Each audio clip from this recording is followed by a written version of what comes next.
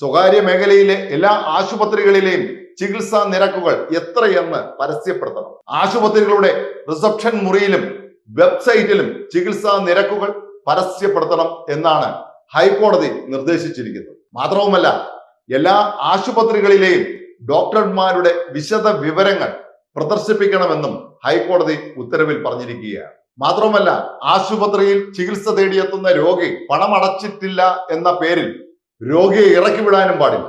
പ്രാഥമികമായ ചികിത്സകൾ പണമടയ്ക്കാതെ തന്നെ നടത്തിയിരിക്കണം. വിദഗ്ധ ചികിത്സ ആവശ്യമെങ്കിൽ രോഗിയുടെ സുരക്ഷ ഉറപ്പാക്കിക്കൊണ്ട് മറ്റ് ആശുപത്രികളിൽ എത്തിക്കാനുള്ള ഉത്തരവാദിത്വവും ആശുപത്രി ഏറ്റെടുക്കണം.